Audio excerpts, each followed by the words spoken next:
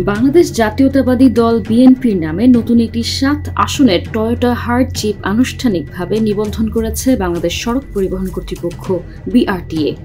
মঙ্গলবার গাড়িটির রেজিস্ট্রেশন ও ফিটনেস অনুমোদন দেওয়া হয়। সাদা রঙের ২৮০০ সিসি ক্ষমতা সম্পন্ন ডিজেল ইঞ্জিনের এই জিপটি মূলত দলের শীর্ষ নেতৃত্বের নিরাপত্তা ও নির্বাচনী প্রচারণায় ব্যবহারের জন্যই আনা হয়েছে। নতুন এবং ফিরে আসা গ্রাহকদের জন্য নগদে চলছে ক্যাশব্যাক সহ প্রতিদিন হাজারো উপহার জেতার সুযোগ। হবে আশা আর ফেরা সারপ্রাইজ সেরা।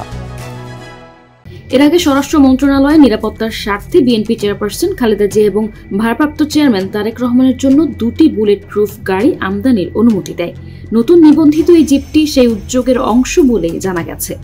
বিআরটিএ এর নথি অনুযায়ী গাড়িটির রেজিস্ট্রেশন নম্বর ঢাকা মেট্রো খ ১৬৬৫২৮ এবং রেজিস্ট্রেশন আইডি ২৬২৮৪৬১৯।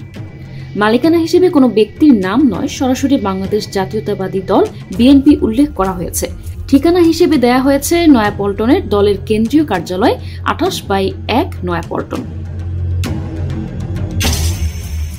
গাড়িটি আমদানি করেছে তেজগাঁও শিল্পাঞ্চলের প্রতিষ্ঠান এশিয়ান ইম্পোর্টস লিমিটেড। রেজিস্ট্রেশনের দিনই ঢাকা মেট্রো ১ সার্কেলের মোটরযান পরিদর্শক সাবিকুন নাহার গাড়িটির ফিটনেস অনুমোদন করেন, যার মেয়াদ থাকবে ২০২৯ সালের ডিসেম্বর পর্যন্ত। ট্যাক্স টোকেন ১ বছরের জন্য নবায়ন করা হয়েছে, যা শেষ হবে আগামী বছরের ১ ডিসেম্বর। গাড়িটির সাধারণ ওজন ২৭৯০ কেজি এবং সর্বোচ্চ ওজন ৩০৮৫ কেজি। জাপানের তৈরি এই শক্তিশালী হার্ড জিপ শিগগিরই বিএনপির কার্যক্রমে যুক্ত হবে বলে জানা গেছে।